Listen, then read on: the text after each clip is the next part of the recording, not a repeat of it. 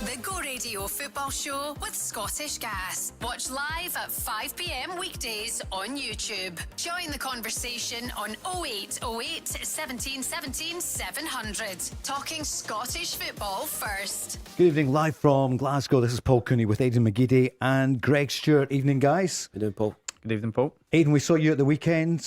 Big win for Celtic, but little did you know that, Rangers would lose to Hearts just 24 hours later. Rangers more or less out of it. What are you thinking for Celtic in the last 10 days of the season? Like, just talking off earlier, I think it's going to be very, very difficult for Celtic to still win the league. They're definitely still with a chance, but it's kind of out of their hands now. I think the goal difference is too big a swing. 5, isn't it? Yep. It's 5 just now, but I mean, even Sunday, I think the second half especially was a massive missed opportunity. I think to get that goal difference back to something respectable within grasp. But look, 10 days ago, 2 weeks ago, it changes all the time, doesn't it? I mean, look, I think Hearts deserve to be where they are. The game on Monday night, really poor performance, I think, from Rangers second half. Poor performance from Hearts first half, but I just expected more from Rangers. And look, all credit to Hearts and credit to Derek McInnes, the way that he changed the game second half, changed the shape. Rangers didn't have an answer for it, but disappointing from a Celtic fan's point of view.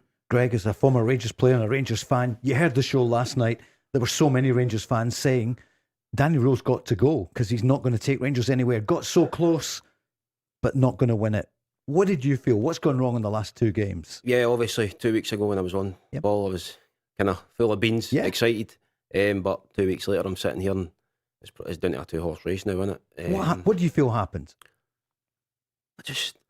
For me, the first half, as much as Rangers dominated the possession and the space and the ball, never actually created much. But the good thing is, they still didn't play great. Did no, they weren't creating anything. But they had control of the game, which is fine. Going to Tynecastle, Hearts haven't had a sniff at your goal, excellent. And then Derek McInnes made a sub at half time, and it's absolutely spooked us somehow. I've no idea why. Do you think it was nerves? Is it mentality? Everyone says this. This is the problem. It has to be questioned. It has to be. Because he's not even made a big change. He only played one personnel. It wasn't even like a tactical switch or nothing. And it's absolutely spooked us, and we've just came out and showed nothing in the second half. It was really disappointing. If you were the owners of Rangers, what would you do in the summer? I mean, Danny Rohl has worked really hard. He narrowed the gap from the 13 points to just a couple of points. In fact, at some point, overnight Rangers were top of the table, but they're now, they're battling for second position. Look, when Danny took the role over, it couldn't have got any worse for Rangers. The kind of state we were in, and he got us in a position that we could strike, and then all of a sudden, as soon as we get into that position, we've just crumbled in the first 2 games of the split, which is really disappointing and frustrating for a Rangers fan. But as you say, people are wanting him called out. I'm not so sure if I'm at that stage just yet, because when he got the job, I'm sure they wouldn't expect him to get into that position to be in for a title, the state we were in, and I'm sure Danny will be at the stage now where if he gets a full pre-season and his own kind of more players of his own of course, his choice. Because a huge amount of money's been spent this season. We know the story. Much of it was under Kevin Thelwell and Russell Martin, but the American owners, Andrew Kavanagh was there. Marat was in the stand as well. There's a new chief exec in town. They've got to get it right. Look, they're going to have another decision on their hands. Yeah. We'll see what happens after the weekend's match. And they'll have another decision on their hands to make to see what kind of line they go down. Aiden, as a former Celtic and international player, did you see vulnerabilities with Hearts? Obviously first half, but they came through against Rangers. What's your gut feeling about Hearts for the next 3 games? Well, I think Hearts still have a mountain to climb. But look, it's like I said before, it's in their hands. Just going back to Greg's point there on, I think you're talking about mentality Rangers. I think I questioned that a few weeks ago on here. I was talking about Danny Rohl. Every kind of big game, he's fell short. And look, I understand that's the frustration with the Rangers fans talking about him and potentially losing his job. You never want to see anybody lose their job, but for how much he clawed back that deficit, he's given up again. Mm-hmm. He's given up again, and I think we're saying there that he probably on paper, I know nothing's decided on paper, but with the Rangers squad that he's assembled, that probably is the strongest squad in the league, I'd say.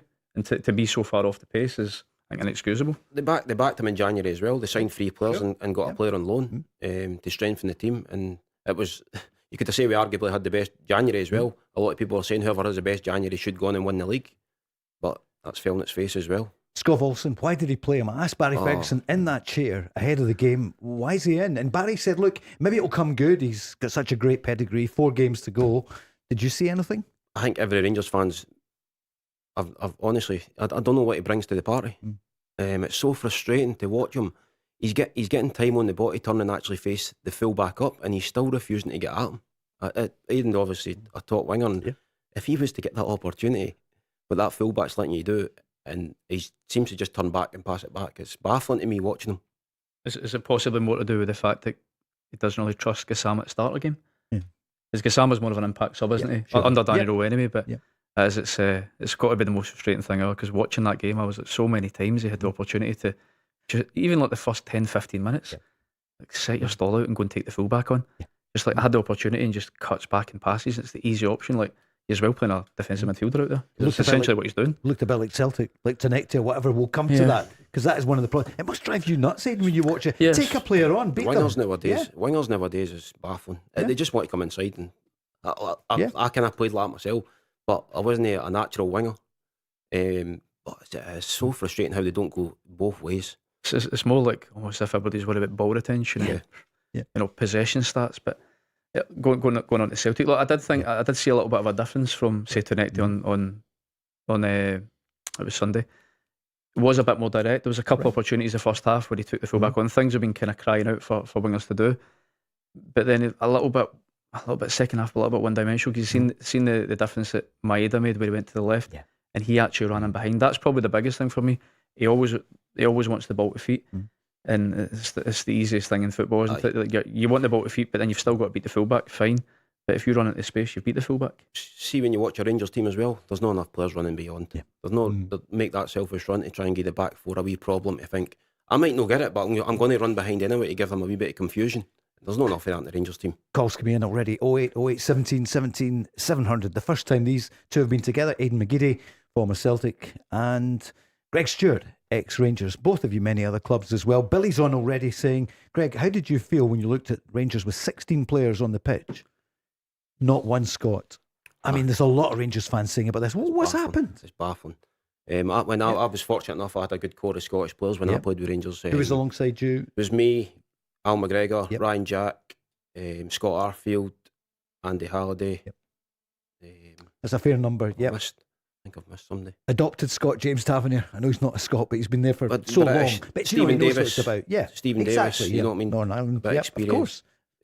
So what's happened? What is this? Somebody, a Rangers fan last night, said there's a snobbery about the Scottish players are ignored. Well, we could go back to the summer and the players that we missed out. We could have had.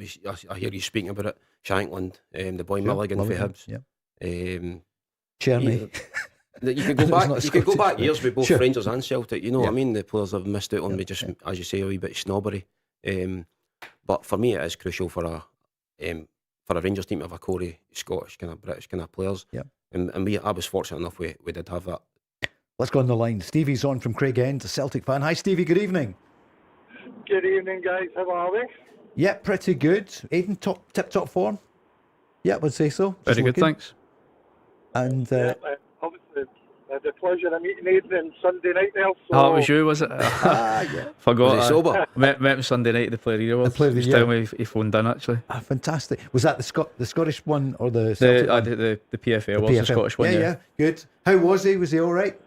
Listen, my boy was so jealous I got to meet Aiden, so he was like, I said, obviously I'd made the Puyol comment, I said, and obviously, I mean, I was saying, reiterating the point to Aiden and that, and he was like, and he says, I can't believe you met Aiden McGeady there.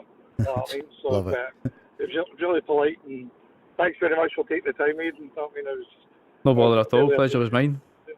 Really appreciated that. I mean, no, but all right, Steve, I just think I phoned in, guys. Obviously, I watched the Rangers Hearts game, and I was talking to Aiden about that, and I thought if Rangers win this, not me, no, then it could bring Celtic into it. But when Rangers scored, I don't know how you guys thought, but they looked terrified of Hearts.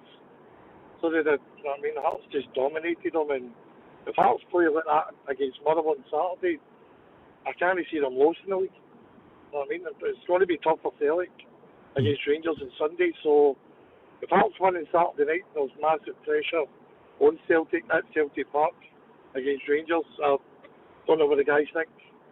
Aiden? No, listen, I'm in total agreement. I think he's right. Stevie's right in what he's saying in terms of Rangers didn't really know what to do when Hearts changed shape, and Hearts actually kind of went man for man in the second half. Nullified all Rangers' threat. And to be fair, Rangers' threat the first half was set pieces and long throws, wasn't it? And you go back to this, Danny Rohl come in, he was getting a lot of plaudits, but I've yet to kind of identify how he wants to play. And that's the biggest thing for me. There's no real style of play. And I think if you're getting results, people will brush over that. But seeing you're not getting results, everything's scrutinised. But I agree, look, I think Hearts are the informed team. I think we're still talking about Celtic and still struggling to kind of really put performances together. Yeah. Sunday was slightly better, I think. Of course, the St Mirren Scottish Cup game and the game against Falkirk at Celtic Park. Performances have been slowly getting better, but still probably not where you want them to be. But grinding out results. But then, like I said at the very start of the show, it's going to be very difficult for Celtic to win all their games and then turn that goal deficit around. I think watching the game against Hibs, with Hibs going down to 10 men, I thought Celtic might have tried to score a lot more than what they did. That's the only thing I'm what's lacking with Celtic now is actual goals. And that could kill the season for them. Well, it could come to goal difference. Exactly. You know what I mean? It could come to goal difference on the last day. But I'm sure if Celtic have got a chance on the last day, that's all they'll take right now. And what about Rangers' style of play? Because you mentioned it when you came in. What is the style of play under Danny Rohl? I've been trying to work out for months.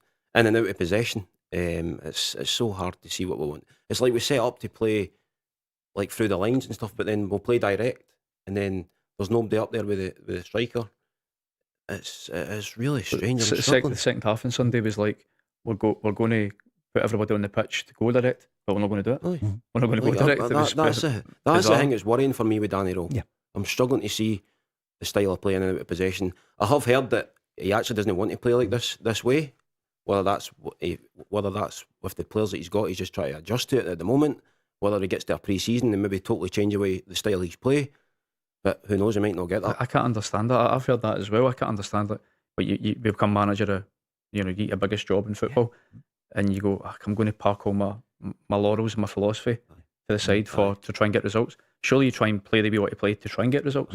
Should be non-negotiables. If you see a way you want to play and clear, that's how you want to play. You need to stick to your morals. Unless you think, I just don't have the players. Maybe. This is what he said afterwards. Stay with us, Stevie. Back to you in a second. Danny Rohl was asked what happened in the second half. Yeah, I think the first half started with these positive things. We showed in the first half maybe one of the best away performances against a strong side. We dominate the game with the ball and against the ball. Good net, ready for second ball. We keep the ball well. We find the spaces. And then you go in the halftime, and the halftime was clear from my side. I said, guys, we start again by 0-0. We have to win the second half. And then you come out, we are not convinced enough to press. We dropped. And then Hearts made Hearts things. They played more channel balls, more round. And when you look back, the two goals are really similar. We spoke in the halftime how we'd have to defend these situations now, what will come. And we didn't in this moment. And if we do it not with consequence and with purpose over 95 minutes, then it's the result. And then I think everyone knows when the home crowd after the 1-1 is coming, then it's a little bit a different game. First half, the stadium was really quiet because we controlled the game.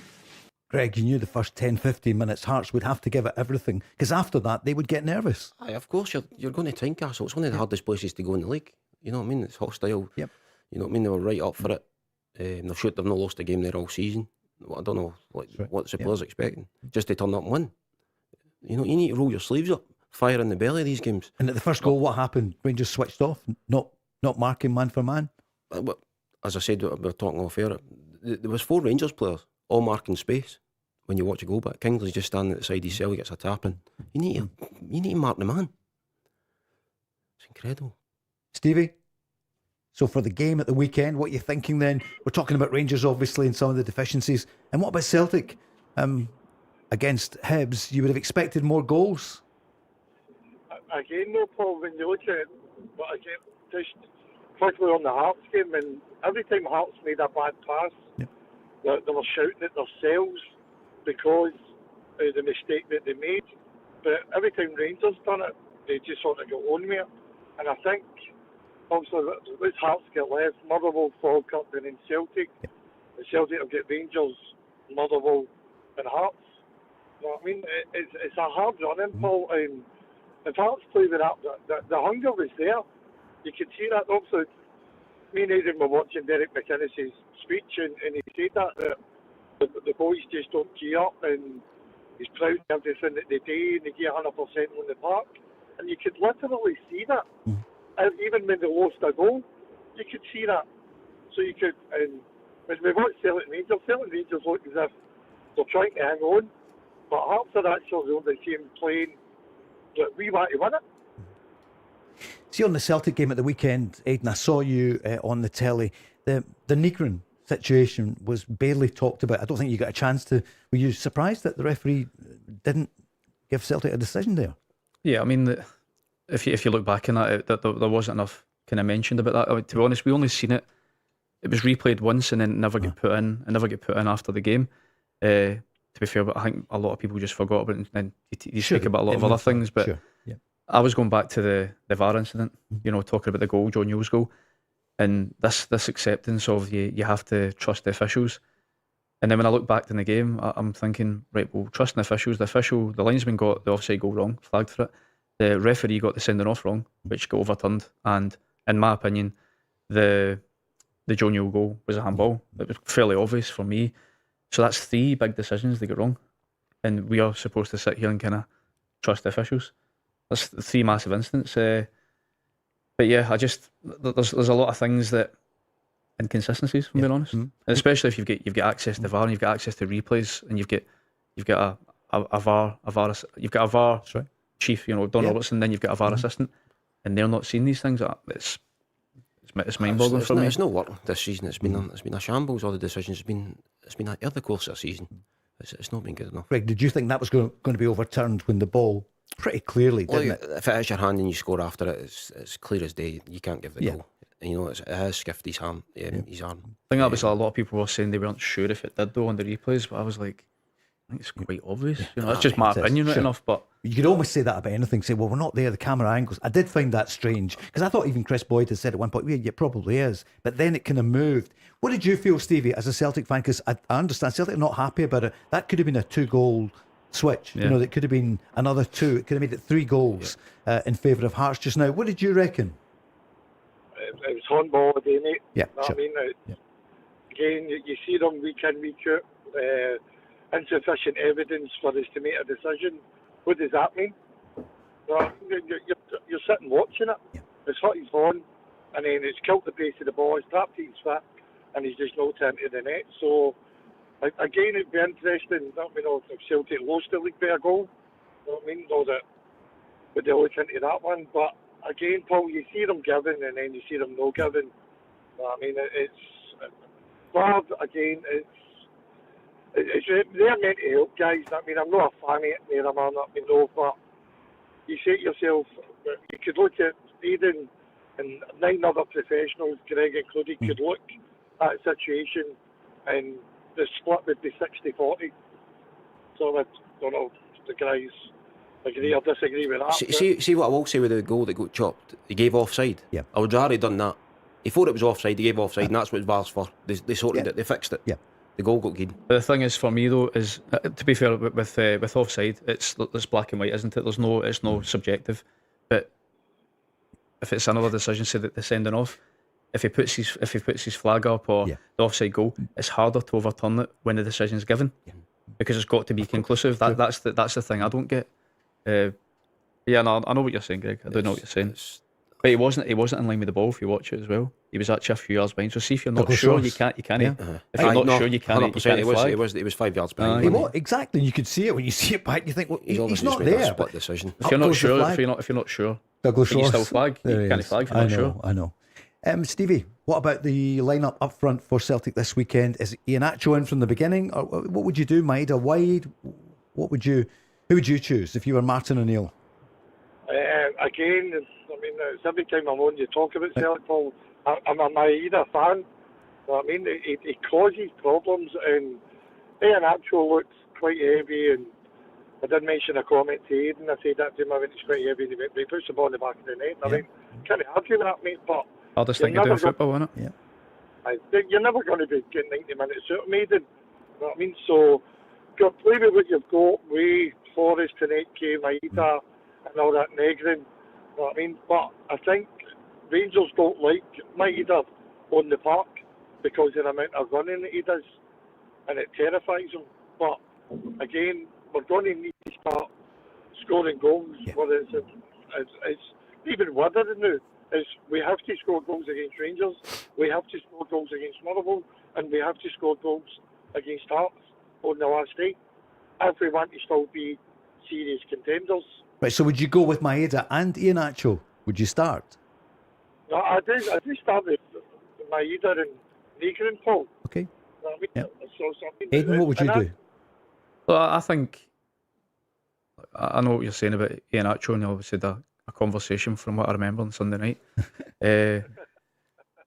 I think Iheanacho, I think his best role just now is coming off the bench. He makes he's made an impact like the last 5 games coming off the bench. Started no games and I think get 5 goals.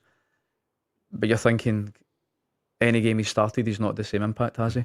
Maeda's coming back to form the last 3-4 games. Maeda's kind of getting back to his best. I think, look, at the minute it's working for Celtic. This kind of starting Maeda, then Maeda moves to the left, Iheanacho comes on, kind of changes the game or gets the winner. But you don't want to be relying on that for the last 3 games, do you? You don't want it to be going into the second half of the game on Sunday against Hibs where you're relying on, there's been a lot said about the impact that Celtic subs have made in recent games, but you don't want to be relying on that every single game because at some point your luck is going to run out. Greg, if you were in the Rangers dressing room, who would you not want to see up front for Celtic at the start? Iheanacho. Yeah. For me, he's the best finisher there. But I think that's the question mark over his fitness. I don't think he can last longer than 45 minutes. I don't think, which is the only question mark if you're a Celtic fan.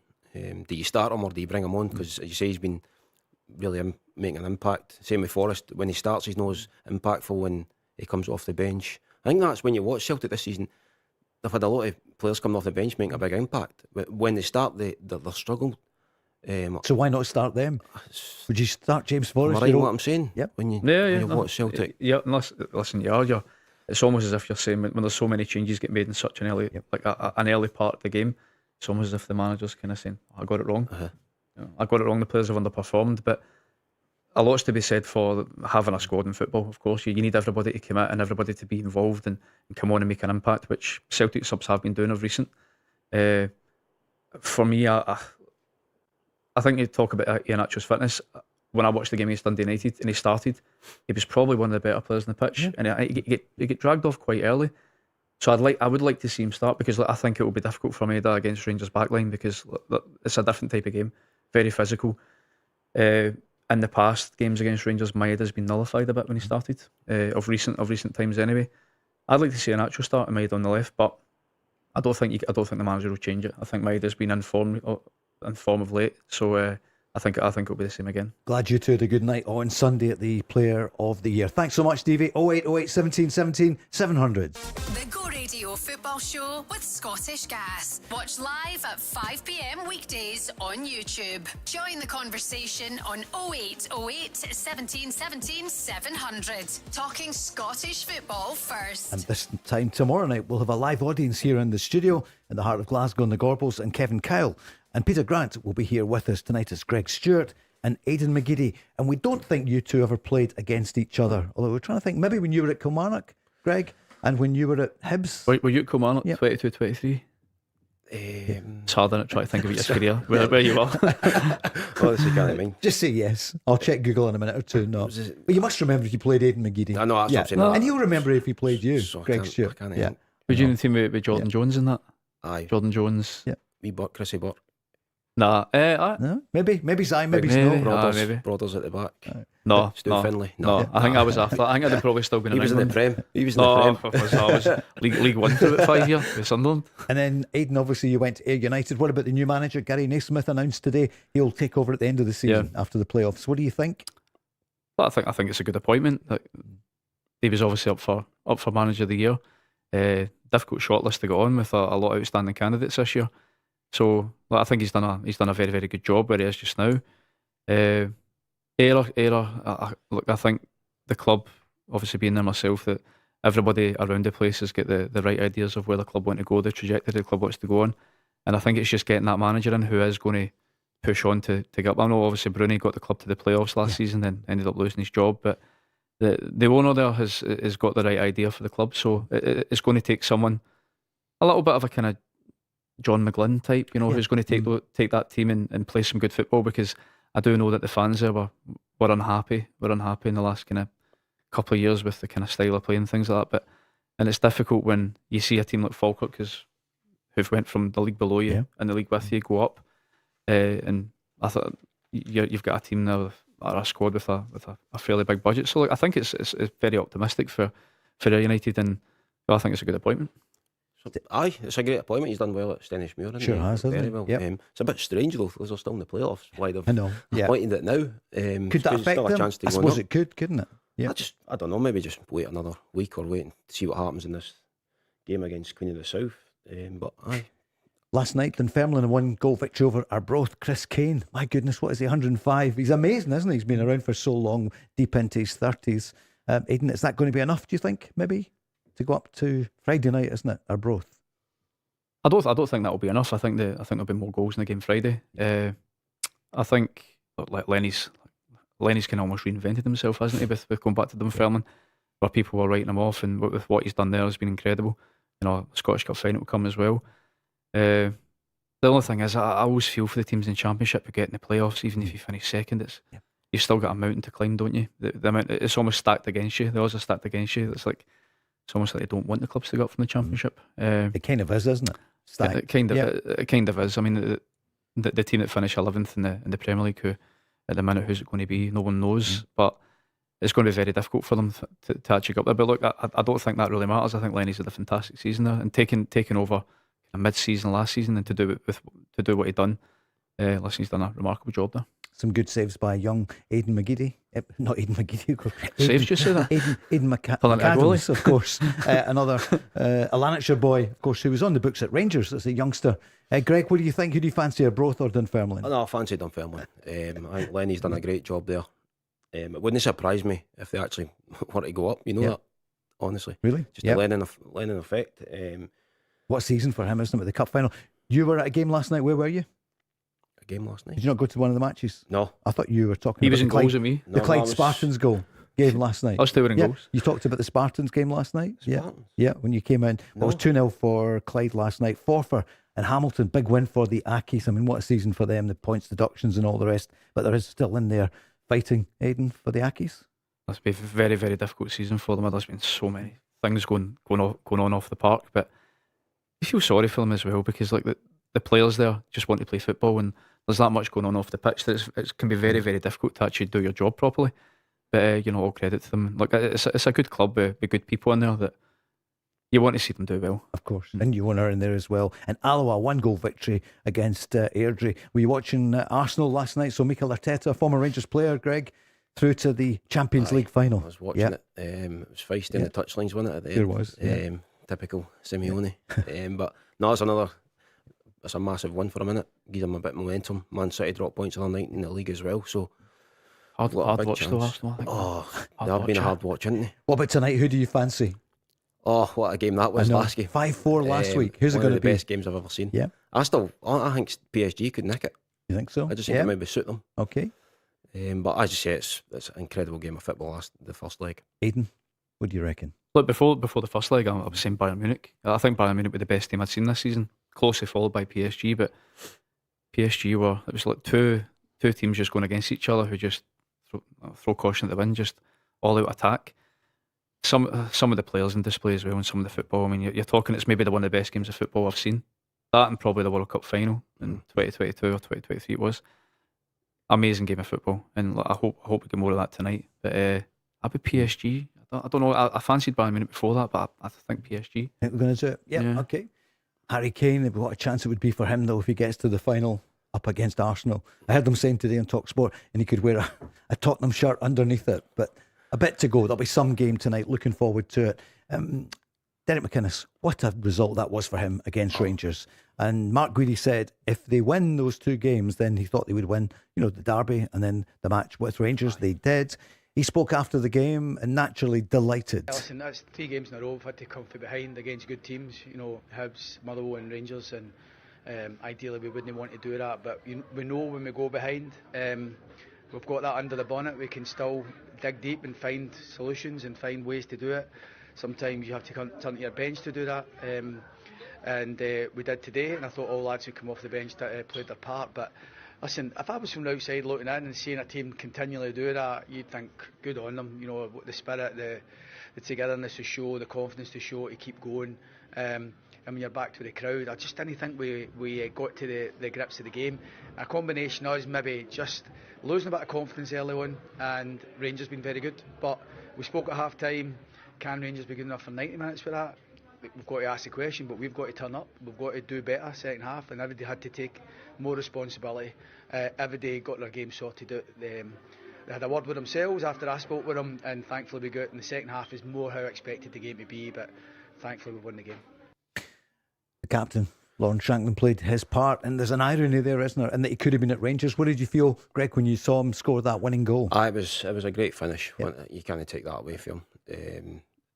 He's seen the 2 centre halves run into the 6-yard box, and he's been cute enough to realise Kingsley's going to cut it back, and on his left foot, his weaker side, put it in the bottom corner. It was a great finish, it really was. Aiden, Lawrence Shankland. Yeah, just that understanding of I think he's an all round, probably the best striker in league just now.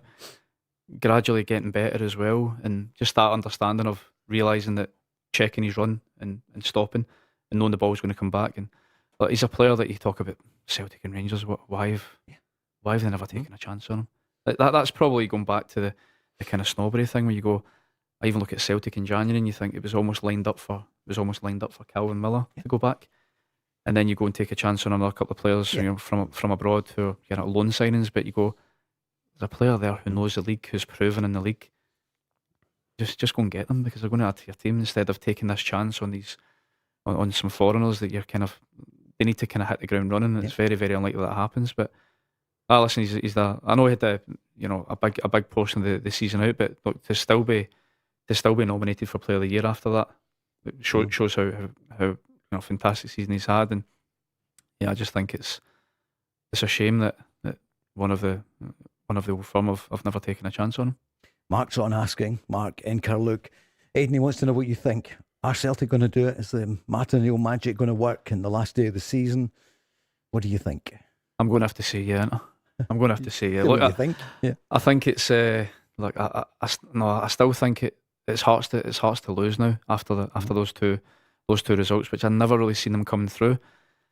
But look, they've managed to jump over every hurdle that's come at them this season, and that was probably the real disappointing game on Monday night, where when Hearts get that winner, you're like, it's going to be very difficult for Celtic to do it now. I was disappointed with the game on Sunday with Celtic, that down to 10 men, you think that was a real opportunity to go and claw that goal difference back. And the second half was quite flat. Even if you look at the chances that Celtic had, there weren't many clear-cut chances in the second half. It was the goal came from a set piece. The odd half chance here and there. I just thought Celtic would have stamped more of authority in the game. Are they not able to do that anymore? Why don't they? To be honest, though, you can't even say it's lack of control. Like, Hibs were down to 10 men, and Celtic had 82% possession. Yep. So they've got all the ball. It's not as if they're, it's a game of transition or they're playing counter-attack. They've got all the ball. I just think there's not enough players running forward. There's not enough players running forward with the ball and passing the ball forward. It's very sideways. But look, at the minute, Celtic are still managing to grind out the results, and it'll may continue. But yeah, I hope so. I take it when you're watching the Rangers Hearts game, are you hoping for a draw? It's a hard one as well, isn't it? Because you're like, I'd rather, if it's going to be anybody that wins the league and it's not going to be Celtic, I'd rather it's Hearts. Do you know what I mean? So the lesser of two evils, possibly. I was saying that to Big Charlie last time. I said I think he's want Rangers and Hearts to win. That's right. I know. Oh, Charlie's want Rangers to win it, man, because of all the stick he's getting with Hearts. He's looking a bit pale after. I don't know if it's because of the late night out. Every single time Hearts score, he must be like, not again. Martin O'Neill, we're going to hear from him in a moment or two. He was on TalkSport with Jim yesterday. We'll hear from him because he talks about what he was looking for. In fact, let's hear from him now. This is Jim with Martin O'Neill. Rangers now are and quite a number of points behind Hearts. We're talking about 3 games left. So that would be difficult to overcome at this particular stage. And I think that's the case. It's not impossible. It can happen. You can still win your games. And the games, strangely enough, are very difficult matches still for all of us to come through. From our own position, we have to try and win the 3 games. Even that, strangely enough, at this minute, mathematically, might not be enough. But I still think there's a couple of twists still left. You would no doubt watch that game yesterday, Martin. How much did the result at Tynecastle buoy you guys up?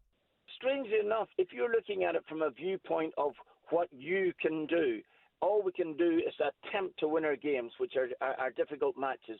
And even if that was the case, then Hearts having a better goal difference than us, then I suppose probably deep down I was looking for a draw.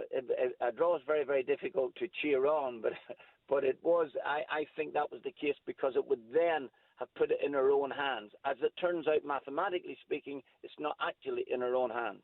Martin, next for Hearts, Motherwell at Fir Park. Next for you, Rangers at home. Could you ever have imagined a time when an Old Firm game post-split wasn't a title decider?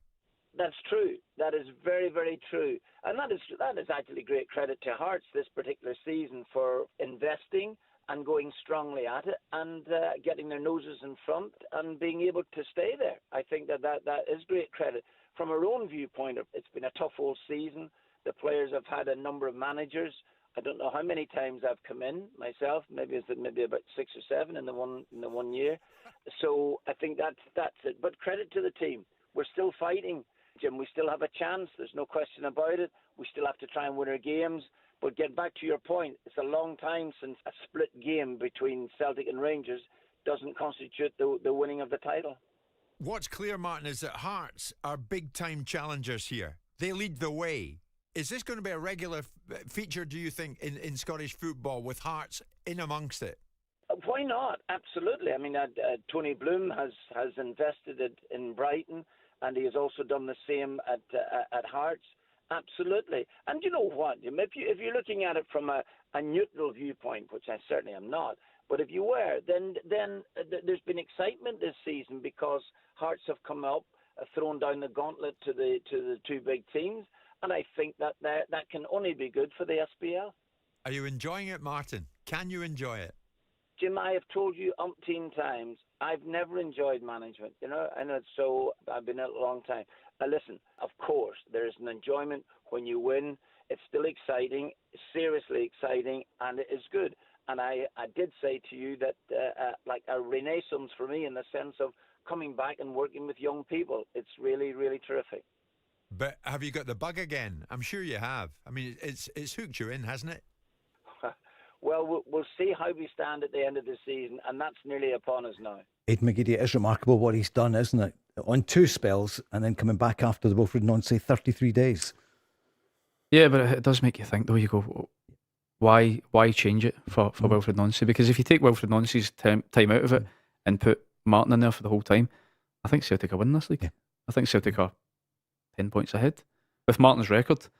Look, Martin answered the call. I think we spoke about this before. Answered the call twice now to come in and massively reinvigorate that squad. The strange thing was obviously that the team were kind of petering out a little bit under Rodgers, and then Martin comes in, does really, really well, and gets a tune out of the same group of players. But that's sometimes what's needed in football. Sometimes managers it's just not working. There's a disconnect between them and the board, which was quite evident to see that was what was happening with Brendan Rodgers.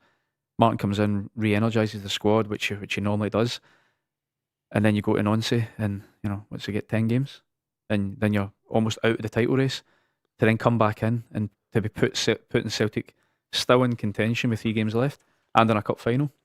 Look, I think the amazing thing for Martin is, look, I think whatever happens at the end of the season, Martin's legacy won't be affected at Celtic. Yeah. I think every fan will look upon this as great credit to him and what he's done for the football club. But yeah, he's right. He's very measured in what he says. Yeah. He's always he's one game at a time at the minute, isn't he? whenever he does a press conference after a game, he never gets too high or too low. And that's what we said, though. It's mathematically kind of out of Celtic's hands at the minute, but we'll see what happens with Hearts and Motherwell. Greg, we'll get your reaction after the short break. The Go Radio Football Show with Scottish Gas. Paul Cooney here with Aiden McGeady and also Greg Stewart. A lot of calls coming in tonight. Some Rangers fans commenting on the future. Some, it's kind of 50-50 at the moment, I would say, whether Danny Rohl should be given next season or whether or not they should make a change this summer. Celtic fan on the line. Let's go to Kevin, who's on. Hi, Kevin. Good evening. How you doing, boys? You all right? Hi, Kevin. How you doing, Kevin? You all right? Not too bad, not too bad. I've been meaning to go on since the weekend, and actually just about the standard of the refereeing, Paul, to be honest. And actually, just before I start, Aiden, I've never spoke to you before, mate, and it's just to say, listen, we all appreciate everything you've done for our club, mate. Thank you very much, mate, for everything you've done for us before you left, mate. Brilliant player. Well, listen, thanks a lot. Thank you for that. No hassle, mate. I don't think players like you get enough credit, man. So it's nice if you get spoke to that you get a wee thanks, mate. That's brilliant. Thanks a lot for that, because it is funny you say that, because I think the problem with me was the fact I left quite young, didn't I? So people have their own memories, don't they? When you left, I was gutted, mate. But when you left, the club put like 11 million or 12 million quid, whatever it was. So it's not as if you left it on a free. So, but again, mate, thank you very much. But listen, it was just Paul, I know there was a bit of a shock, or just a question for you. Is it a surprise that Scotland don't have any representatives with the referees at the World Cup, when the standard here is shockingly below standard? I mean, those guys in the VAR room, how they can look at that replay and no see that ball hit that guy's horn, not just once but twice, and no give a penalty, is beyond me. And then there was I don't know if you spoke about it, Paul, on here, but there was an incident in the box where I think it's either Alistair Johnston, I think it is, went to cross the ball and he two-handed shoved half the ball off the pitch. Negrin. It was Negrin, wasn't it? And it's not even looked at. I mean, what is going on with the referees and VAR in this country? It's horrendous. Yeah, so what did happen? Because it was Josh Campbell, wasn't it? Josh Campbell and Negrin, yeah. And he got his 2 goals at him, eventually just bundles him off and that's in the box. Is that not automatically a penalty? I always feel that the threshold seems to be higher in the box, though, doesn't it, for some reason? Because that if it's in the middle of the pitch, is a free kick all day. Yeah. But for some reason in the box, it's like the threshold seems to be high. You have to do a little bit more to get a penalty. I don't know. Has there been a lot of fallout from the refereeing decisions at the weekend? There's the guy McDermott. The guy McDermott, is it, Paul? The ex-referee that's on Sky Sports. Oh, Dermot Gallagher, is it? Yeah. Dermot Gallagher, sorry. I don't know what I was thinking. That's right. Dermot Gallagher. I think he had spoken about it, and I think he had said that he could understand. He could have understood if the referees were using a certain angle why it wasn't given. But he doesn't know what angle. He was basically just trying to cover up for his refereeing pals. Basically, that's what he does every week, Dermot Gallagher. But if the referees are using the angle that was on Sky Sports, which I'm sure they were using. They will. They definitely will. The penalty needs to be given. I don't know why they've not given it, to be honest. And for me, that with the shove in the box as well. And by the way, Paul, it's not just Celtic. I was listening to the radio the other day there, and some Celtic fan was on saying it's always Celtic. That's nonsense. I watched the Rangers a few weeks ago, and it was the worst penalty decision I've ever seen. The Rangers had a stonewall penalty and it wasn't given. Should have been a penalty and a red card, and it wasn't given. So it's not just Celtic, it's every club. Yeah. But the referees in this country are horrendous. All that happens is every Monday or every Friday, Wee Willie Collum, God bless him, he has to come out every week and apologise for this on videos. How many times has he got to have to come out and apologise for his referees? Kevin, he must have been the most relieved man in Scotland when Celtic won. Because if they hadn't, you asked the question, I think Celtic are privately very unhappy about those 2 incidents which could have meant 2 other goals. But your first question, Greg, what do you feel? And it affects lots of clubs. Are you surprised that there are no referees going to the World Cup from Scotland? I'm surprised, because we should have. You know what I mean? The level of refereeing, it should be up there. Going to the World Cup is massive, but I don't understand. Surely when they found that out, it's a bit embarrassing, no? And it's same at the Euros, wasn't it? We had nobody there. But I think it speaks volumes, though, doesn't it? In terms of what UEFA and FIFA think of the referee. Yeah. It's clearly not been good enough. And look, you don't want to talk about referees all the time, do you? You want to talk about football, but when you're bringing VAR into the game, to make the game better and make decisions more transparent. And we're sitting at the game on Sunday, and we're all seeing the same footage that they're seeing. And myself, James McFadden, and Chris Boyd are all saying hits his arm. The three of us are saying that. So are you telling me that in that VAR room they're all saying categorically that's not a penalty? Like, and then I think questions have to be answered after it as well. The level of consistency is not good enough for the game in Scotland. You know what I mean? And why is this, do you think? But Kevin, I always said, did you volunteer to be a referee, or any of us go back in to be a referee? Because it must be the hardest job in the game. That doesn't excuse them. They should be better. I mean, Hugh Dallas was the fourth official at a World Cup final. I mean, and now we've got nobody even there. Yeah, but you understand that for that, like being a referee and a linesman. Listen, it's a thankless task. Yeah. But that's why VAR's been brought in to make their job easier. But it seems to be making their job harder, and there's more scrutiny on them now because they keep getting decisions wrong. Sure. Why is there an assistant VAR? There's too many of them there. And if you've got people there, they will try and justify their existence. I thought that right at the beginning. Do you know what I mean? If you give somebody a job, they're going to try and do a really good one. It was only supposed to be if it was clear and obvious errors. But they're re-refereeing the game. Kevin, it is so. I think it's embarrassing we don't have a referee at the World Cup finals. Kevin? He's gone. Lost him. I think he's driving quite a lot of the time, and we sometimes lose Kevin there. Most of them are always driving. Exactly, people on the move. But, yeah. Oh, Kev, you still there? I'm still here, Hi. So, Bluetooth went off.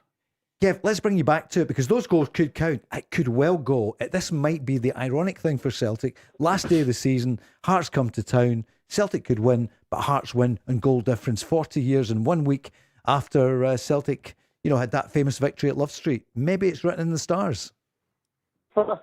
Maybe it is. I mean, I think they're plus five now, but yeah. Celtic have on that front, Mark. Celtic have got nobody to blame but themselves, and by Celtic I mean the board, because you've got a guy sitting in the studio there that was a proper winger. Aiden McGeady. If you're looking at a winger, people like Aiden McGeady and James Forrest should be your blueprint for what a Celtic winger is, and they're bringing in these guys that.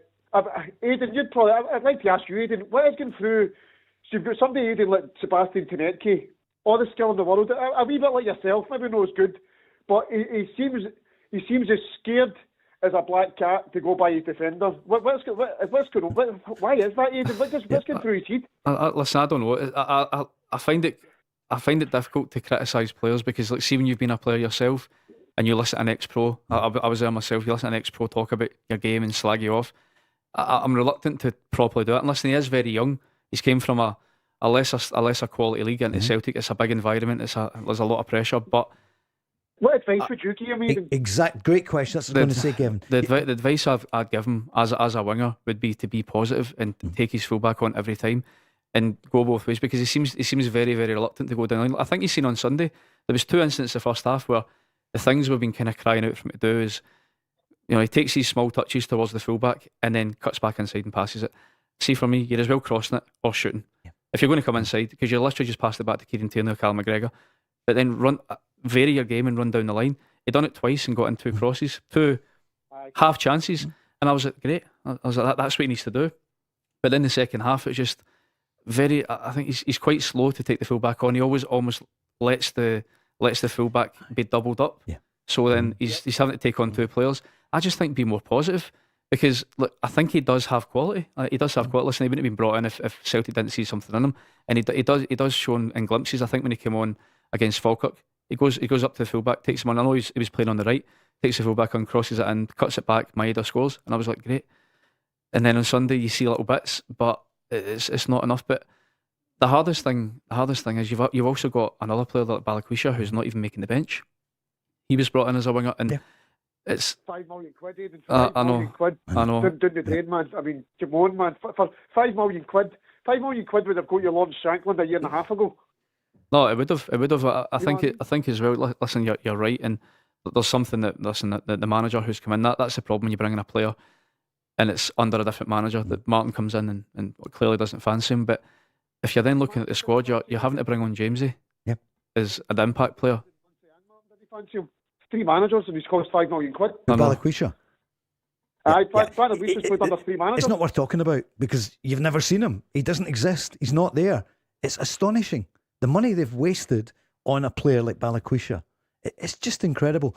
Kevin, good call. We'll talk more about that after the news. 0808 17 17 700. The Go Radio Football Show with Scottish Gas. Watch live at 5 p.m. weekdays on YouTube. Join the conversation on 0808 17 17 700. Talking Scottish football first. Champions League night tonight. Who's going to be in the Champions League next season from Scotland? Hearts, Celtic in the pole position, Rangers in third spot, and probably going for second spot because it could be a huge amount of money. Who's going to be the manager of the year? The Football Writers. That's a week on Sunday. So by then we'll know, is it going to be Derek McInnes or is it going to be Martin O'Neill? It could have been Danny Rohl, but after the result on Monday, then he, I would imagine, out of the running if they can leave it till the last minute, because it would be difficult, wouldn't it? I mean, imagine, so if Derek McInnes, well, it probably will be him, I would imagine, with the Football Writers, but if Martin O'Neill wins on the last day, Celtic win the title, how could he not be manager of the year? A few Rangers fans are on saying, Greg, you played under Steven Gerrard, you were there in that title-winning season, only 1 titles in 15 years for Rangers. So I can understand why Rangers fans say, many of them, they want Steven Gerrard back. Now, there's speculation, if Danny Rohl goes in the summer, that Steven Gerrard could be the next choice. What would you feel? What would you say? Look, back in October, I was rooting for Gerrard to come back. Obviously, I had the meeting, the conversations with the owner at the time, and what I felt was why he didn't come back. I felt it was to do with Felwell and Patrick Stewart. I don't think he would have the full say on the whole situation, transfers, etc. So I think that's why he didn't take a job at the time. Do you think he would now? If look, Danny Rohl's still there. Look, it's hard for me to sit here and say I want Danny Rohl to get sacked because I'm not at that stage yet. Because he's, as I say, he done until the last 2 weeks there. He had done a great job in my eyes. You know what I mean? To what we were, the situation we were in when he came in. And you would give him next season, wouldn't you? It would be unfair not to give him a pre-season and hope that he can bring an identity to the team over the course of a pre-season. Get a few of his own players in, get players out that don't want to be there. But as you say, if there's conversations with Gerrard, it would be something that I would want to see back at Rangers. But whether that happens or not, as time will tell. Sunday's massive for the hierarchy to see what they would do if they were to lose that game. But the season, league-wise has gone. Last night, the guys were talking, some people were saying, get Derek McInnes. Now, I know he's at Hearts, he'll be in a big contract, but Rangers, one of the biggest clubs in the UK, could fork out the money. It would be disrespectful to even mention Derek now for another job, you know what I mean, with the job he's done at Hearts. Let him just see what he can do until the end of the season here. It's in his hands. It's his to lose at the moment. But I'm sure Martin O'Neill will be wanting to give that up. And listening to him on Talk Sport, he sounds enthusiastic. You know what I mean? There's a manager that's willing to fight until the end of the season. So it's going to be interesting. Even if Derek doesn't win the title, if you were Rangers, would you pick up the phone? It would be something. It would be a conversation that you would have to have. I don't think you can dismiss that. Aiden, what do you think? The Rangers position? It's still Danny Rohl, of course it is. And he's I think just touch on Derek McInnes there. Derek's almost taken the kind of hard and long way around, hasn't he? But I think if you don't want to talk about Derek McInnes to Rangers, well, he's the Hearts manager and potentially going for a title. But I was always surprised that in the past where he's kind of been overlooked, because every single time the managerial job comes up at Rangers, he's always high on the bookies' favourites, isn't he? His name's always mentioned, and I don't know if it's. Again, you can go back to that kind of snobbery as Scottish football and Celtic and Rangers and the types of people that want these roles. But I think Derek's proved over the last 15 years that he's a top manager. If he wins the league with Hearts, there's to manage to actually take that Hearts squad. I know it will be against a poor campaign for both Celtic and Rangers, but for Hearts to win their first title, in a very, very long time. Amazing job he's done there. A few years ago when it was basically a done deal to go to Rangers, I was at Aberdeen with him, and he wasn't there. He wasn't at training for 3 days, so we just thought that's it done. Wow! And next minute he just turns up. I'm staying. So it was a strange few days and obviously Derek not taking that job. It was very surprising he never took it. And I think a lot of Rangers fans were disappointed that he didn't. Rangers were in turmoil at that point, though, weren't they? Aye. It wasn't great behind the scenes. So I think is that why he never took it? I think that's why at the last minute he just sniffed and felt something just wasn't right for him. of course, the things went so wrong at Rangers, and Aberdeen loved him, wanted to keep him, and tied him up in a big contract. But Rangers, look, it's very much his heart just now.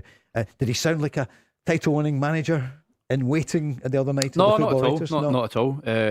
No, listen, he was very, very measured and very respectful in terms of his Hearts team and the kind of, I would say, siege mentality, the kind of thing that he's built there.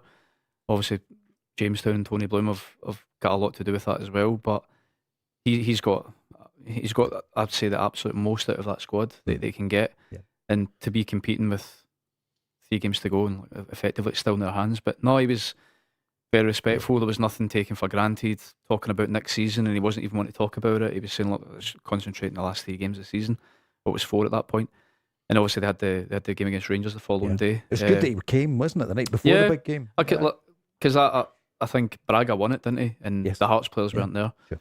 Shanklin was up for it as well, and then the 2 Motherwell players, but they didn't attend, and I suppose you can understand why. A big game the following day, but yeah, Derek McInnes still turned up, and he was very, very good when he spoke. Looking pretty smart as well in his Slater's suit or wherever it was from. I don't know. He's looking sharp. What about you, Aiden? Were you suited and booted? I was, but it's funny because see, when you stop playing, I'm going into my wardrobe and I've got suits and stuff that have fitted me for the last 10-15 years, and they're starting to get a wee bit tight.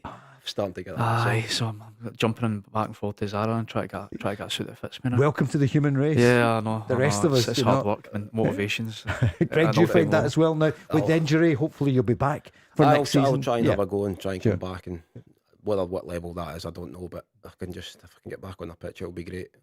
We'll see what happens. But it is tough, isn't it? You play 7s, don't you, Aiden? I know you do with Mark in the ball. Play 5s with Squeege, and there's Faddy in that play, Boydie play, Charlie plays sometimes as well. So I mean, after a fashion, it's good a couple of times a week, but that's the thing. It's now I'm retired. It's trying to get yourself out of bed to go for a run or go to the gym, and you're like, that's just doing my job, and people just told you where to be. Yeah. So welcome to the real world. I saw you about 3 years ago pounding round a village in Lanarkshire when you were still at Sunderland. I thought it was before you just got. I thought there he is. He's out. You were pounding. Was it maybe during the COVID part? Or it was probably. Was it, yeah. I thought good on you. Yeah. Well, that's what you need to do when you're a player. You need to, it's a different environment now where you've got to do like a pre-season before you go to pre-season, whereas before it was 6 weeks off and just come back in your pre-season to get you fit. But you're not seeing me recently then, no? Not for a wee while. No, right, okay. So maybe I've not explains a lot. Maybe I've not been out as much. Greg, for you're still hoping to play again. Of course, you've got a bad injury this season, but you're only 36 just last month. So I was never quick, so I don't need to worry about my pace. But as I say, I'm doing my rehab and stuff now, so hopefully I can maybe play at some level, whatever that is. I don't know. What about management for you? Next management, you're going to do your coaching badges? I've done my badge. I've done my B licence there. So hopefully I can maybe start getting at that in the summer. Do something in the summer and start using that to good use. It's something that I love doing. Love talking about football. Love getting involved in football. So we'll see what happens. On Derek McInnes, he is, clearly, there was some atmosphere, wasn't there? See the guy belting out the Hertz, Glorious Hearts beforehand. It was good. I know you're an ex-Hibs player as well, but my goodness, it was some atmosphere, wasn't it? I wish the Rangers players showed that kind of emotion. You know what I mean? It was fired them right up. And it was just Rangers were just dead in the second half. I was really angry watching it, you know. Is it bottle? I don't like that word, but Bojan Majowski today said, no, look, it's not mentality. He's not happy about it, but he said, no, it's not about bottle. You need to roll your sleeves up, you know, show that fire in the belly, and I never seen that for Rangers. If it's not mentality, then what is it? Lack of game understanding, lack of game management? Because when you're 1-0 up and you don't get a second goal, you know that the other team's going to press, and obviously Derek McInnes made his change and changed the formation, but you're holding a 1-0 lead, but you need to win this game to go and have a shot at win the league, and you just sit back and let Hearts take control of the game. And what else is that? That's mentality, of course. And it's a mentality of that squad not being winners, in my opinion. It was one player change, wasn't it? Aye, and that spooked us. As soon as the second half started, within a couple of minutes, Rangers had dropped 10-15 yards deeper. The whole team. It's baffling to watch. Like, somebody's got to see when the manager can tell you what you want, right? See, when you cross that line, you need to take responsibility. As a group of players, and it's no. It is down to the players, but I also look at Danny Rohl's in-game management. He changes things too late for me as well. I think you've seen, Hearts are going to come out the second half because it was a poor first half performance. And I don't think Rangers were fantastic by any means, but they played well. But then when that changes, it then doesn't change anything again. And I'm like, it's been the kind of common theme for a lot of games. I'd love to. Waits too long to change things. I would love to actually see what he's saying. Here's what he did say about the second half. This is Danny Rohl. I think Chanukos, I think the balls in behind it is less tactic than is what I said. When you are drop back and you have not the pressure again on the ball, then it's more difficult to defend. And this is never what we said. We were not on the halftime and said we invite them now in our half. We said again we want to be aggressive, we want to be active. It's football. Sometimes it's football. Sound is easy, but it is football. A bit more analysis from the manager. They dominate with the Hearts football, what we expect, and if you have not enough pressure on the ball, you allowed them to come in areas where they should normally not be, but you have still defend. I think, especially the 2-1. In this situation, when you make a stop, when the cross ball comes, I'm not sure how much is the percentage to score from this situation then, and this is not enough. We should be really angry about us today that we bring the opponent back, and this is what we have to learn very soon and very quick to make the next step. Is it too late to learn now? It's virtually for this season. It's virtually impossible. Now, there's like 1% chance that it can still happen. We need a miracle. But going by the last 2 games, I can't see we'll be lucky to win any game in the next 5. He was asked about the fact the team never go for 90 minutes. No, I want to see a team who plays 95 and 100 minutes on the best level. And this is what we at the moment, and this is a little bit a shame in this time of the year. When you come not to the highest level, then there's opponents. That's the reason why it's a top 6 split. They can play on a level, they can create something. And for this you have to play on the highest level, and this is was today not enough. Baffling, Aiden, isn't it? You said, I think, they've probably got the strongest squad in the league at the moment, but they've underperformed in the biggest games. Mm-hmm. But just listen to what he's saying there. He's talking about the lack of pressure on the ball and all these long balls in behind. You have that team for a full week before that game. You know the way Hearts are going to play. So surely all your players are tuned into the way you want them to play. There's no secret to the way Hearts play. They've been direct and playing off second balls the whole season. They don't play through the thirds. And to then say, you need to get pressure on the ball. Does that not come from you instilling that in your players? If you don't want a team to play direct football and long balls, you need to get pressure on the ball. Right away, touch tight. Derek McInnes actually does that a lot. When he doesn't have the ball, he goes man for man. Horrible to play against. But if you work your way around it, you'll find gaps. But even just listening to him, he sounds as if he's, I don't know. Doesn't sound good, does it? But what about the players, Greg? I mean, they have to take responsibility. They're well paid.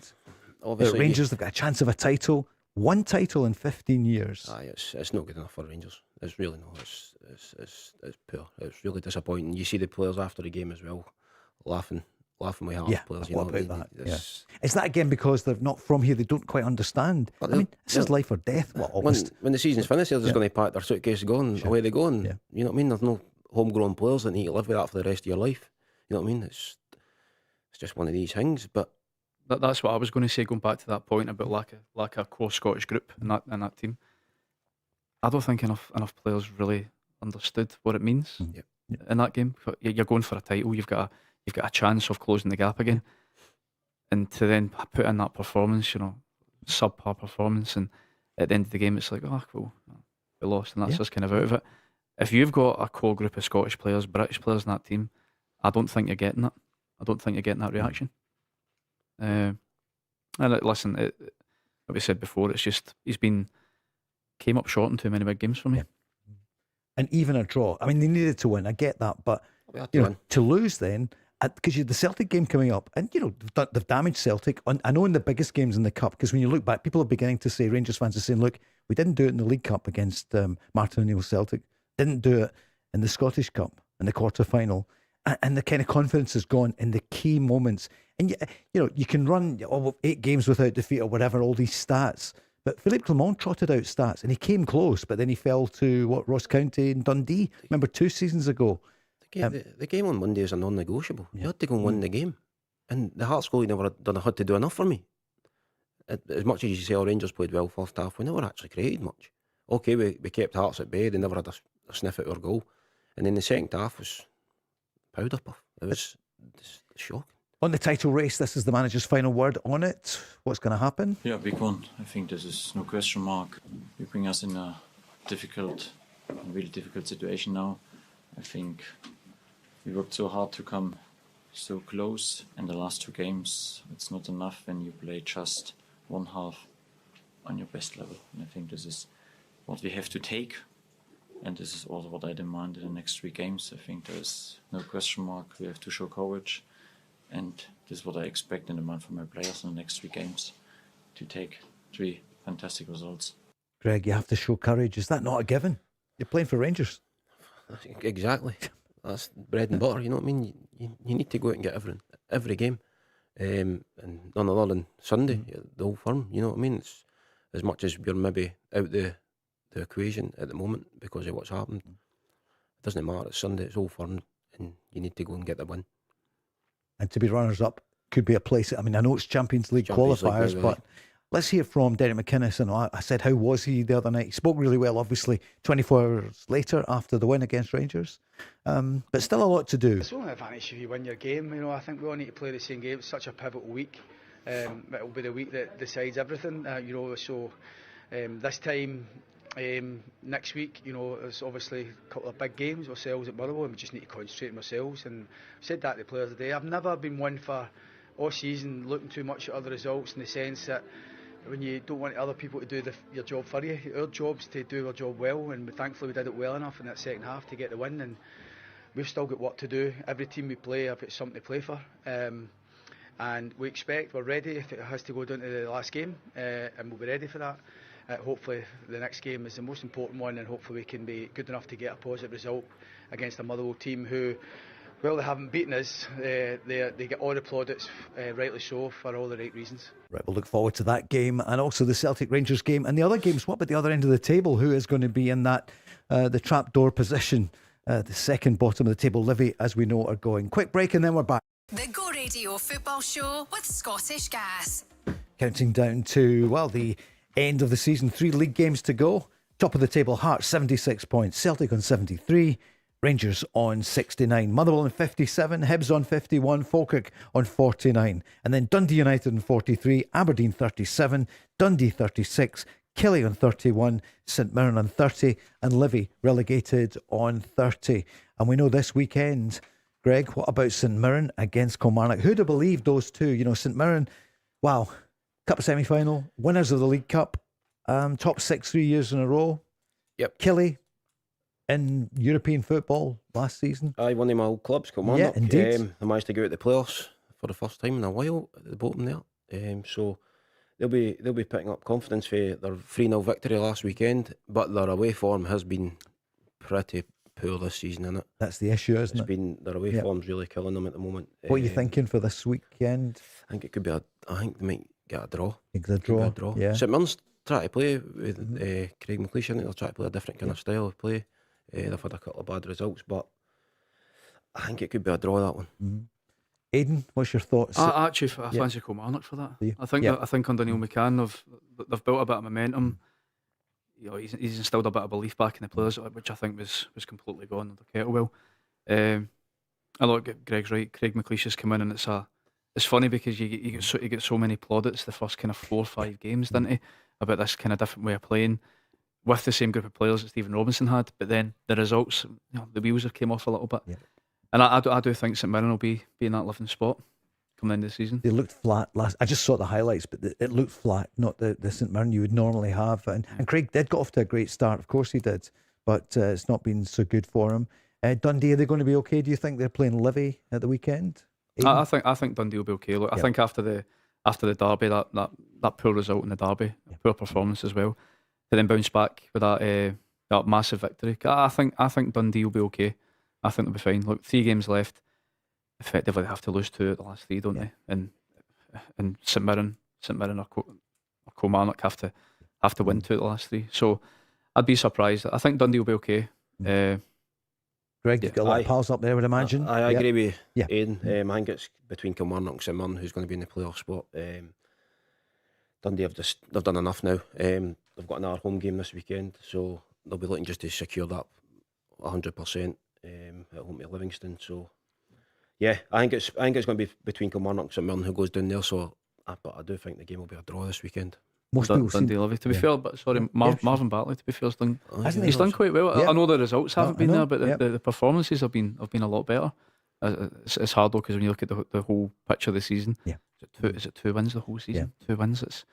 It's inexcusable, isn't it? But you know, I think the performances have improved on that. The first one was August. The second one end of April. Last week, wasn't it? It was amazing. Beginning when you May. watch them, they actually didn't play like they're the bottom of the league team. When you watch them, I didn't think they've been beat a lot of like big results against them this season. I think it's been narrow goals. Yeah, it's been tight.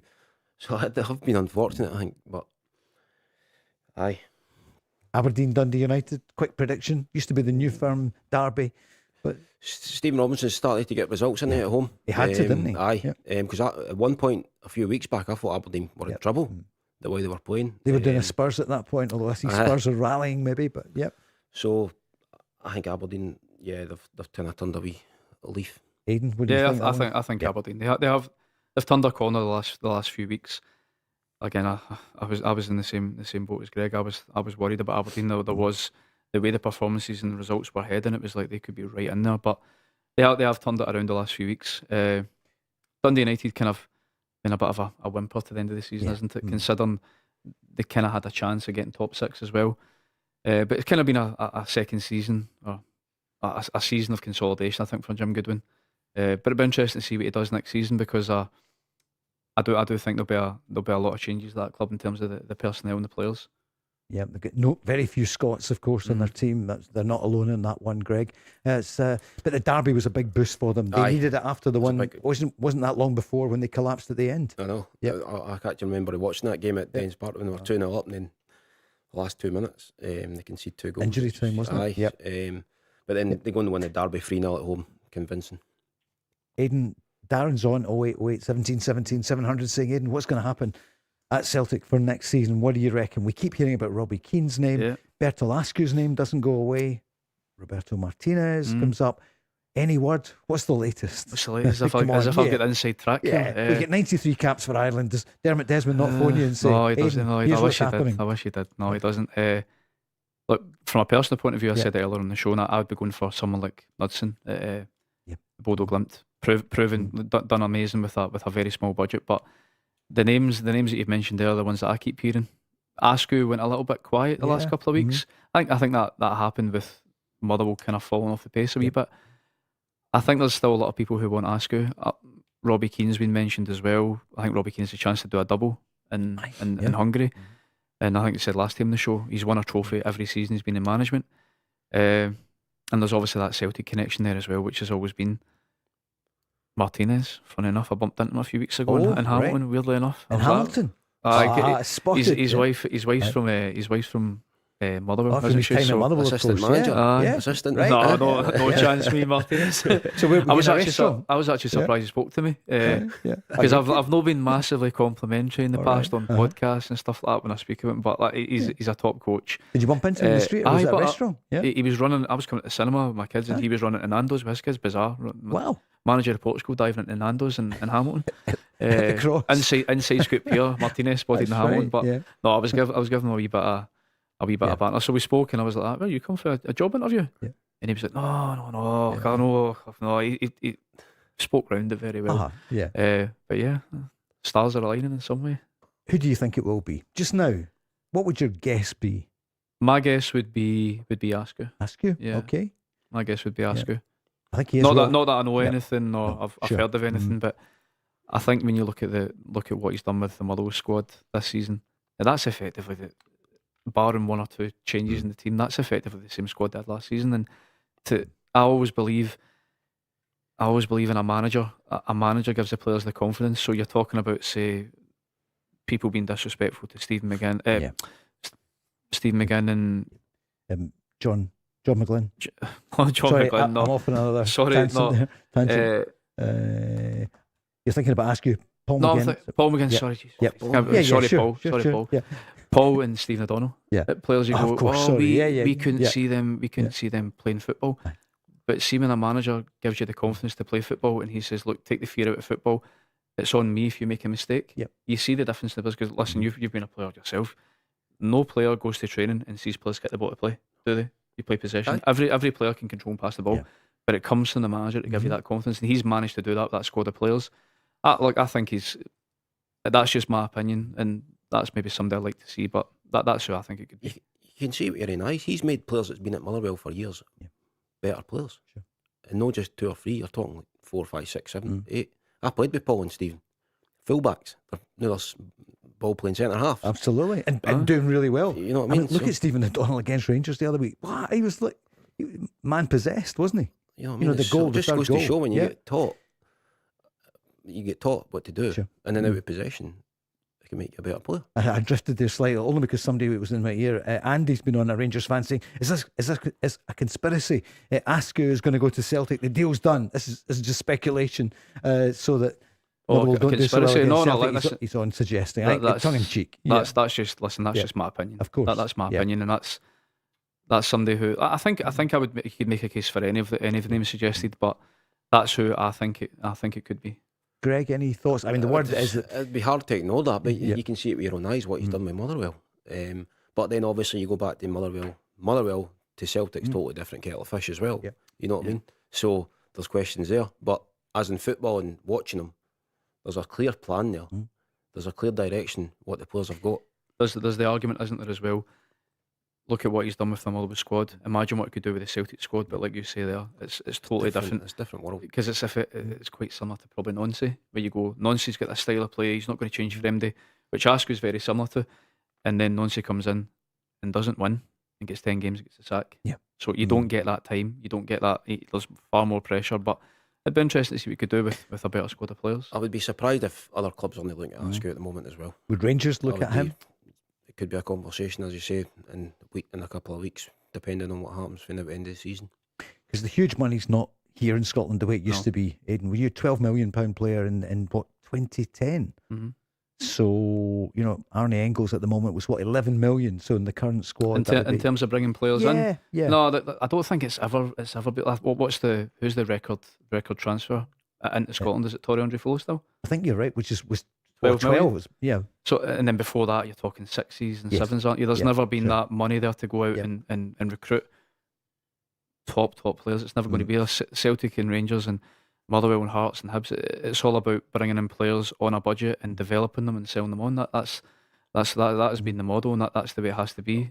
I played with young Nathan Patterson. Aye. He hardly played like a first team game at Rangers, and then next minute he's away down to Everton for 12. I think it was like 12 or 13 million. It was. But should Rangers not have played him and sold James Tavernier? Because, James Tavernier would have got a fair bit of money, maybe not as much as Nathan Patterson, but you'd have... Is he more valuable to you, though, selling him for 16 million as opposed to being in the team? Because it's hard to turn that down, isn't it? It's hard to turn down the Premier League. You've seen that with many players when you get the chance to go. It's hard. Norrie's on asking about Maswanisi, guys. Is he going to be at Celtic or Rangers or whatever for next season? Aiden, what do you make of him? I really like him. I really like it. I think there was a lot of talk about Celtic being interested in him in January.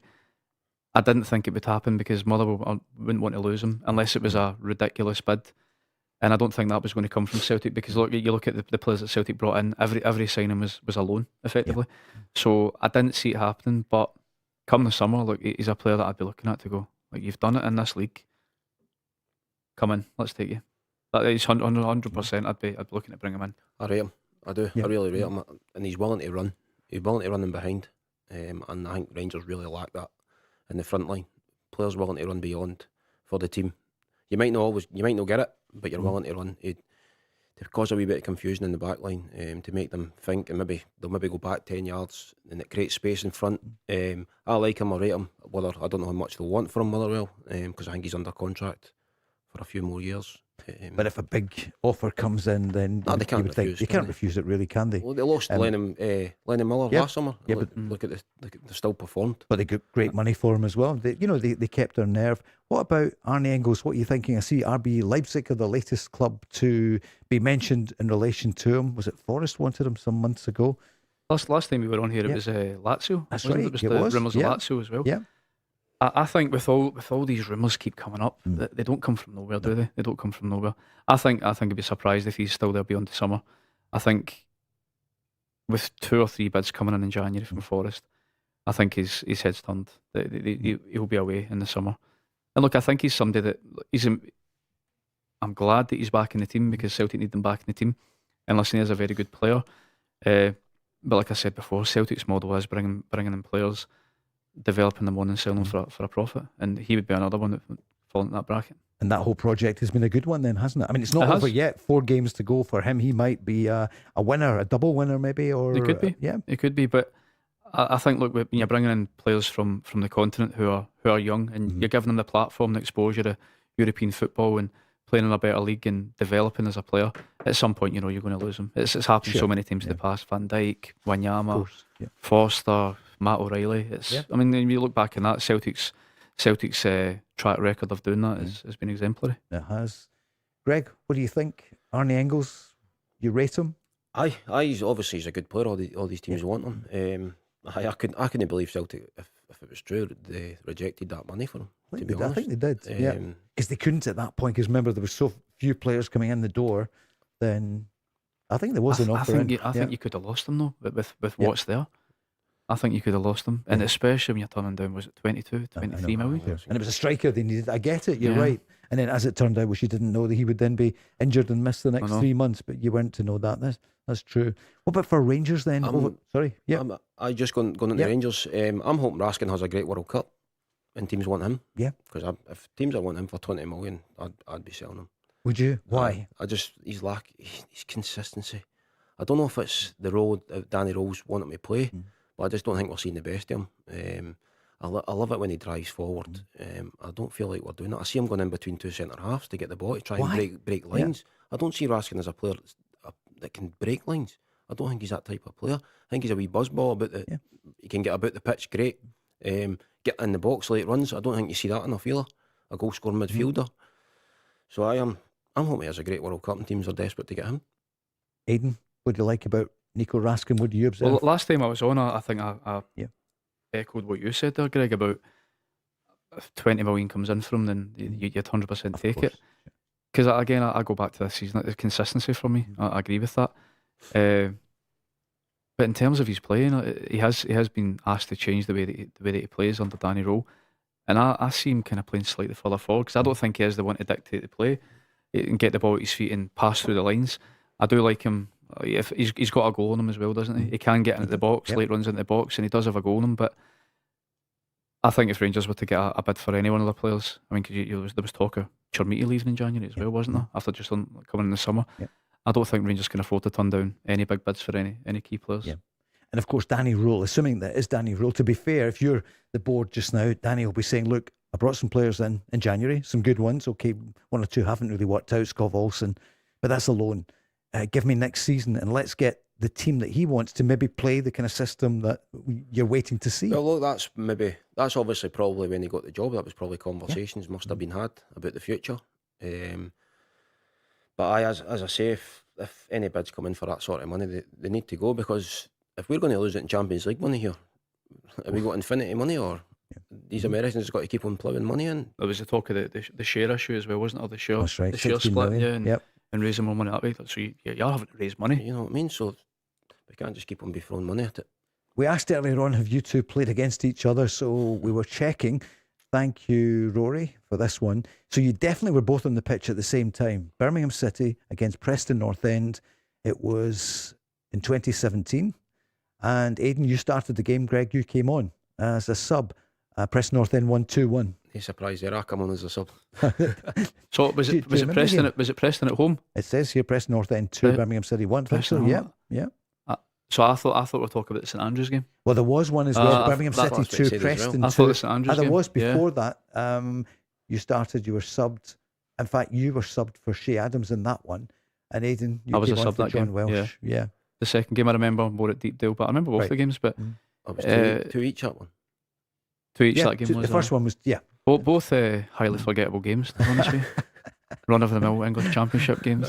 Not the top of your career. No, definitely. Sunderland, though, we spoke about it the last time. Are you going to go back down? Do you think soon? Or anything on Sunderland Football Club? No, I was down AFC? about 6 months. I was supposed to have like a question and answer thing with the fans at the end of the season, but that get cancelled. And I was down about 6 months ago. It was actually the first time I was invited back to go on the pitch and wave at the fans. And I went round the kind of lounges at half time where they can ask you questions and things like that. But it was good to go back down. Because I never really got to say bye. You know, I had a great time there. Never really got to say bye to the fans, and I loved it down there. If I could have stayed, if I'd have maybe played my cards differently, I might have still been there. But really, coaching, no, possibly as a bit part player, but kind of maybe doing a bit of coaching as well. But there was kind of too many things off the pitch that were.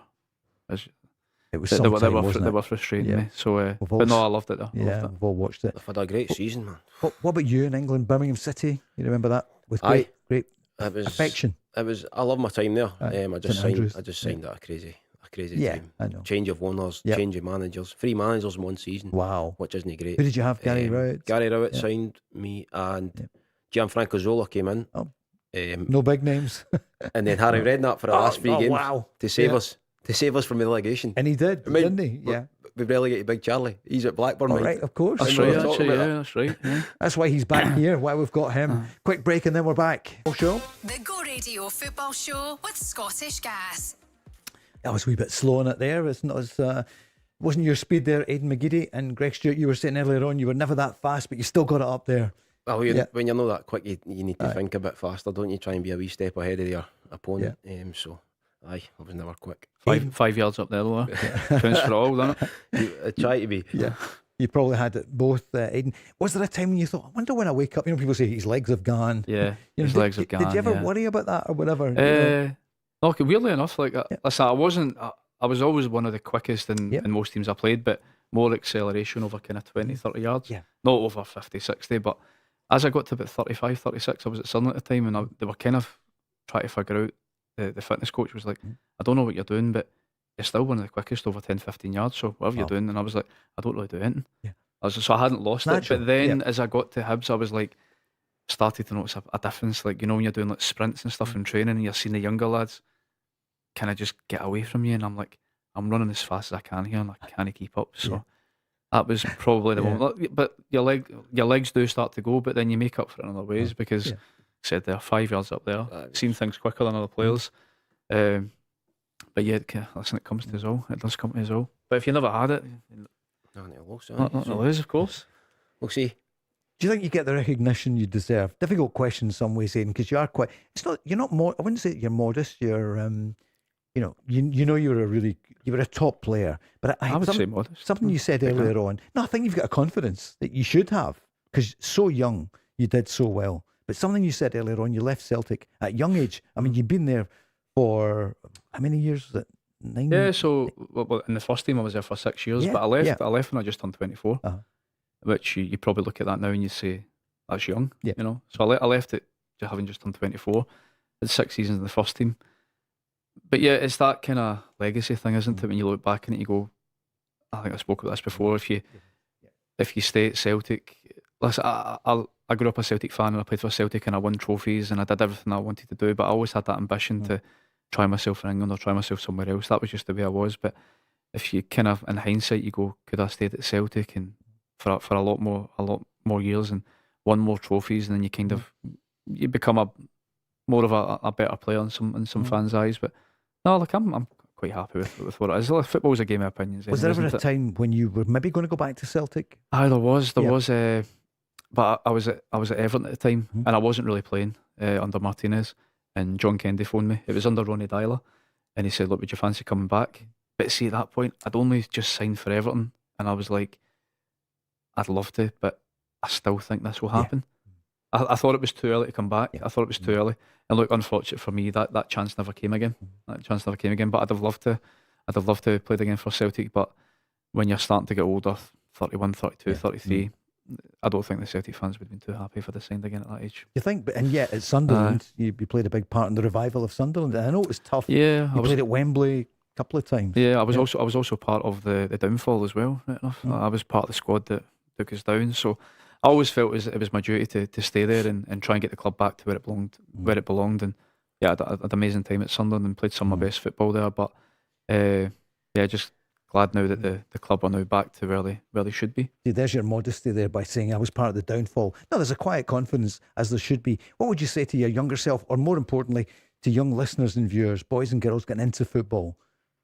In terms of advice, I just think I think you have to love what you're doing. If you want to be a footballer, you have to love it first and foremost. You don't want anybody to be forcing you to do it. But if you want to be a footballer, I think you put every ounce of effort and energy into it and don't let anything get in your way. And hopefully at some point the rewards will come, because it's a tough profession and it's one of the most ruthless businesses in the world. But if that's what you want to do, I think love it first, and I think good things will happen. Love it. Greg, for you, what would you say to young people listening in who like football and maybe thinking what to do? Well, just going back to Aiden and how he came through, like that you know how the percentage of that, what he's done, like at Rangers and Celtic, to come through the youth rank. It's so tough to do. And it's such a shame you don't see enough of it at the moment. There's not enough players coming through. And it's sad to see, because we need homegrown players. And they should be good enough as you're coming through Celtic Rangers academies. There should be players there. We just need to help them and find a way to help them to become into the adults, into the first team. But I've got a young boy now, he's only 9 and he loves it. So he's actually... He's been distracting my leg. I've been just going and watching him every week. It's right. You enjoy it? He loves it. He loves it. You're down south, aren't you, in a few days' time? Aye, a wee trek down to Leeds for a wee game there. So it'll be good for him. Are you coaching? No. Not got the patience for that age. Because I'm just back on my feet. I've not just started walking again. So I'm hoping to maybe hopefully start in a couple of months to do something. It's hard at that age, the younger ages as well. You know, I let other people take the teams and stuff, but yeah.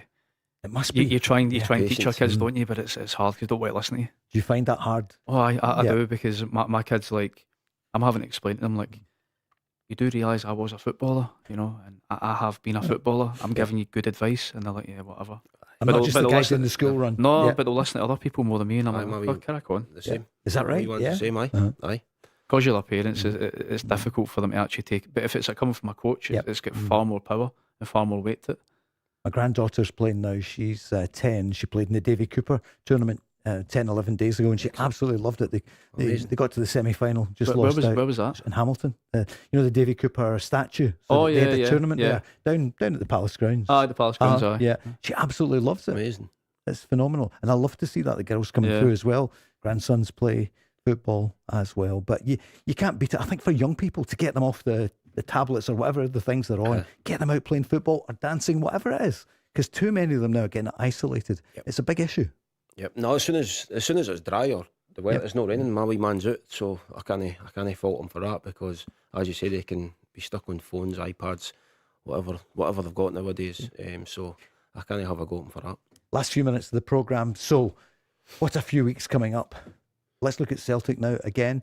This is Martin Hill. What about the Ian Acho up front? He obviously got that huge goal at the weekend. Terrific, really, absolutely terrific. He's been magnificent, really, since he's out Dundee. He comes on, wins the game for us there. Big impact there in the Scottish Cup semi-final as well too. Carried it on here, and I'm delighted. He is a proper centre forward. You could see that there in the course of his career. And what did he make of the game overall? 2-1 Celtic. I thought that we started very, very brightly in the game. Very brightly with some really good chances, and then Hibs had a man sent off. We're in front in the game, and we think we're if there's no such thing as being comfortable, but we are as comfortable as you can feel in the game. We conceded, from our viewpoint, a really poor goal just before half time, back in the melting pot, and then it takes us ages to get the second goal. It was a nervy ending to the game, but overall, obviously in terms of chances that we created, particularly in the first half, fine. But Hibs fought right to the very end, as they did last week against, when they had 9 men. So it was nervy ending for it, but overall, I thought that we made it really, really hard for ourselves in the end, but we got there. So they'll be playing Rangers. We'll come to that in a second or two. Final word from Derek McInnes, because he's got, well, Saturday's match of the day, Motherwell against Hearts. And he was speaking about the weekend, the mark of champions. He didn't say that. Listen, that's 3 games in a row. We've had to come from behind against good teams, Hibs, Motherwell and Rangers, and ideally we wouldn't want to do that, but we know when we go behind, we've got that under the bonnet. We can still dig deep and find solutions and find ways to do it. Sometimes you have to turn to your bench to do that, and we did today, and I thought all lads who come off the bench played their part. But listen, if I was from the outside looking in and seeing a team continually do that, you'd think good on them. The spirit, the togetherness to show, the confidence to show, to keep going. And when you're back to the crowd, I just didn't think we got to the grips of the game. A combination of us maybe just losing a bit of confidence early on, and Rangers been very good. But they changed it in the second half. What do you think, Motherwell against Hearts Saturday? What do you expect Saturday night? I do think Hearts will drop points. Do you? I do. I've been really impressed with Motherwell this season. For Park. Yep. I do. I feel like there's going to be points dropped for Hearts here. Is that a draw you're thinking? Or? I think it could be a draw. Yeah. Aiden? Listen, I'm in agreement with that. There's a lot of people have spoke about this game and how Hearts' last 2 results have been massive in terms of that kind of mental side of the championship battle. But I do think there could be points dropped. Okay. What about Sunday then? So Celtic will give them such a lift. Rangers might be, wounded animal after the other night. I have a double-edged sword, I think, as well, because Rangers don't have much to lose now and can massively stop Celtic's chances of retaining the title. So, but I think I'm going to go with Celtic because, look, Celtic have been there before. Like, they know they have to win these games, and we've labelled this at the team. I've levelled at the team so far this season. Win games, performances have got to get better, but you're playing against your arch rivals on Sunday with the potential of winning a title still. Mm-hmm. So I'm going to go for Celtic. And if Motherwell do well against Hearts, it's back in Celtic's hands. Greg, what do you feel? It pains me to say it, I don't think Celtic will lose the game. I think it could be a draw again. A draw? I think it could be a draw. Wow. Aye. Yeah. And so while there should be no change then going to... It suits neither of them really, that's but right. Yep. I just can't see Celtic losing. And it's painful for me to say that, but just the Rangers have just been too soft. Well, you say what you think, and you have done. Listen, thank you so much. The business show's back on Sunday morning, and it's Tom Hunter's birthday today, so happy 65th birthday, or 54 plus VAT to Sir Tom. Tom and Willie will be back here on Sunday morning. Aiden, thanks a million. Thank you, Greg, as well. Thanks, Paul. Hopefully we'll see you both soon. Tomorrow night, live audience with Peter Grant here and Kevin Cowell. That's tomorrow night live at 5.